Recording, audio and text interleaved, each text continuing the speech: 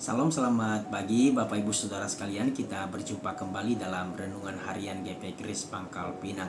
Bersama saya Guru Injil Eber. Mari saya ajak jemaat Tuhan, sebelum kita mendengarkan firman Tuhan, mari kita masuk di dalam doa terlebih dahulu. Mari kita berdoa.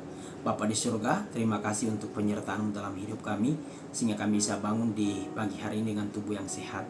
Dan dalam segala apapun keadaan kami hari ini, kami rindu mendengarkan suara-Mu. Kami rindu mendengarkan firman-Mu.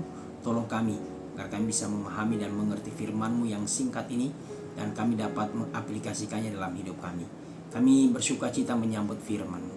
Dalam nama Tuhan Yesus kami berdoa dan mengucap syukur. Amin. Firman Tuhan hari ini terambil dari Efesus pasalnya yang ke-6, ayatnya yang pertama sampai ayatnya yang ketiga saja. Demikianlah firman Tuhan. Hai anak-anak, taatilah orang tuamu di dalam Tuhan, karena haruslah demikian. Hormatilah ayahmu dan ibumu. Ini adalah suatu perintah yang penting, seperti yang nyata dari janji ini, supaya kamu berbahagia dan panjang umurmu di bumi. Saudara yang dikasihi oleh Tuhan, tema kita hari ini adalah bahagia dan panjang umur. Ada sebuah kisah di mana ada seorang perempuan yang tidak menghormati orang tuanya. Perempuan ini telah punya usaha sendiri, dan usahanya cukup berhasil. Namun demikian, ia kurang peduli kepada ibunya pada masa tuanya. Ibunya sering sekali sakit, tetapi ia juga sering kali mengabaikan ibunya. Sebenarnya perempuan ini mempunyai beberapa saudara yang lain, yang semuanya juga memiliki pekerjaannya masing-masing. Namun karena keadaan ekonominya lebih baik dibandingkan dengan saudara-saudara yang lain, maka saudara-saudaranya yang lain pun selalu mengandalkan dia untuk berperan di dalam membantu ibunya dalam keadaan sakit. Saudara-saudaranya semakin berharap kepadanya, tak kalah penyakit ibunya semakin hari semakin parah dan harus dibawa ke rumah sakit dengan biaya yang cukup besar. Secara materi perempuan ini, saudara, mampu untuk membawa ibunya berobat ke rumah sakit. Tetapi ia tidak melakukannya. Mengapa demikian?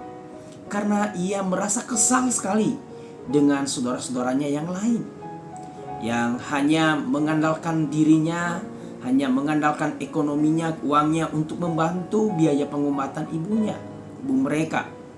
Bahkan ketika ibunya sudah kritis, saudara, ia dengan sengaja membiarkan ibunya begitu saja, dengan harapan saudara-saudaranya yang lain ini akan tergerak hatinya untuk membantu, untuk melihat ibu mereka yang sakit. Namun bukan itu yang terjadi, saudara. Tidak lama kemudian, ibunya pun menghembuskan nafas terakhirnya di rumah yang mereka punyai. Ini adalah suatu hal yang kemudian sangat disesali olehnya, bukan? Saudara, dari cerita ini, anak perempuan ini ingin memberikan hukuman bagi saudara-saudaranya yang lain, bukan? Tetapi bukan itu yang terjadi. Malahan hukuman itu menghukum dirinya sendiri. Ia sangat menyesal mengapa ia tidak membawa mamanya ke rumah sakit, ibunya ke rumah sakit, melakukan hal-hal yang lebih baik untuk orang tuanya.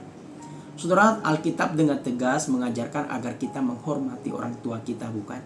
Ayat 1 mengatakan, hai anak-anak, taatilah orang tuamu di dalam Tuhan, karena haruslah demikian. Dilanjutkan dengan ayat kedua, hormatilah ayahmu dan ibumu. Ini adalah suatu perintah yang penting, yang nyata dari janji ini. Dan tujuannya itu sangat jelas, saudara, yaitu supaya kita hidup bahagia dan panjang umur. Saudara, pertanyaannya adalah bagaimanakah bentuk penghormatan saudara dan saya kepada orang tua kita? Paling tidak ada 3 bentuk penghormatan yang bisa kita berikan kepada orang tua kita. Yang pertama, mendengarkan pertimbangan mereka menyangkut masa depan kita, termasuk pekerjaan, termasuk masalah jodoh, masalah kuliah, masalah ibadah, masalah yang lainnya. Tetapi ada orang-orang yang membantah hal ini dengan berkata, yang menjalani adalah saya, bukan orang tua saya. Jadi sayalah yang menentukan jalan hidup saya. Akhirnya kita tahu bahwa tidak sedikit orang yang kemudian menyesal dengan pilihan mereka itu sendiri, karena ia dulu tidak mendengarkan masukan nasihat dari orang tuanya. Ini tidak berarti bahwa semua saran dari orang tua kita harus terima, tetapi perlu dipertimbangkan. Toh kita tahu bahwa tidak ada orang tua yang ingin anaknya tidak bahagia, bukan? Kedua, kita memperhatikan orang tua kita secara materi, khususnya ketika mereka tidak bisa lagi bekerja atau tidak punya penghasilan tetap. Kita perlu membantu mereka dalam hal keuangan, sehingga kebutuhan mereka sehari-hari itu tercukupi. Yang ketiga, kita mengurus mereka di masa tuanya. Tidak cukup dengan hanya memberi materi, memberi uang kepada mereka, mencukupkan kebutuhan mereka. Jika sudah tua, apalagi sakit-sakitan dan tidak bisa beraktivitas lagi, lebih baik kita mengurus sendiri mereka daripada mengirim mereka ke panti jompo. Saudara, tidak sedikit orang tua yang kepahitan kepada anak-anaknya karena mereka dititipkan di panti jompo. Bagi mereka itu bukan suatu penghargaan, tapi bagi mereka itu dianggap sebagai pembuangan oleh anak-anaknya. Derek Prince berkata bahwa tidak ada seorang pun yang menghormati orang tuanya yang tidak akan mengalami kebahagiaan di dalam hidupnya.